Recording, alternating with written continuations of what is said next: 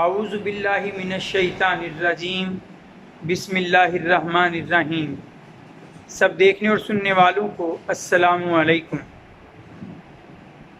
ہم سب میں سے کون ایسا ہے کہ جو اللہ کے حضور دعا کرے اور پھر دعا کرنے کے بعد اسے یہ امید نہ ہو کہ اس کی دعا قبول ہوگی؟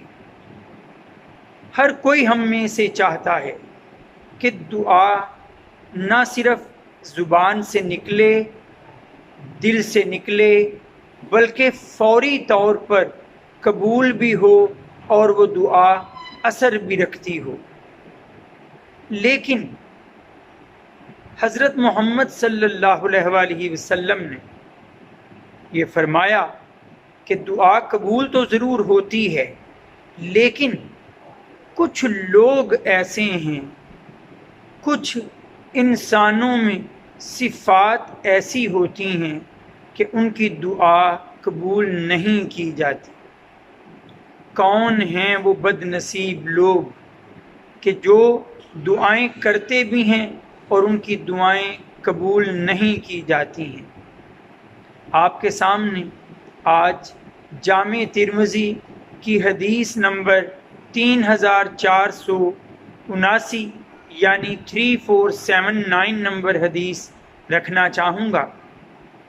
حضرت محمد صلی اللہ علیہ وسلم نے فرمایا کہ جب تم دعا کرو تو اس یقین کے ساتھ دعا کرو کہ اللہ تمہاری دعا کو قبول بھی کرے گا، کیونکہ اللہ تعالی غفلت میں ڈوبے ہوئے لاپرواہ کھیل تماشے میں مگن دلوں کی دعا کو قبول نہیں کرتا۔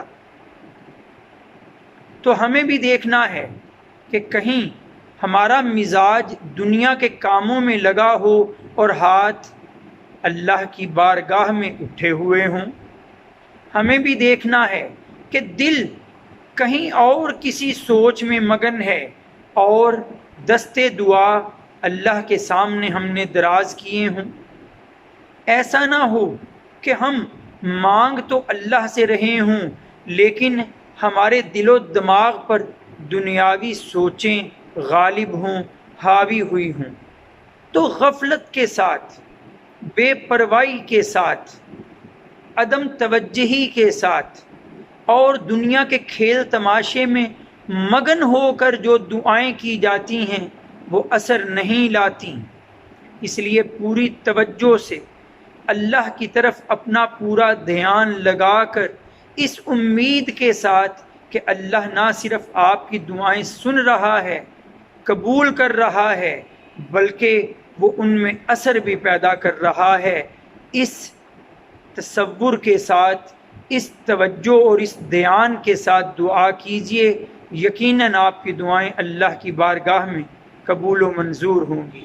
وآخر دعوانا ان الحمد للہ رب العالمین۔ السلام علیکم۔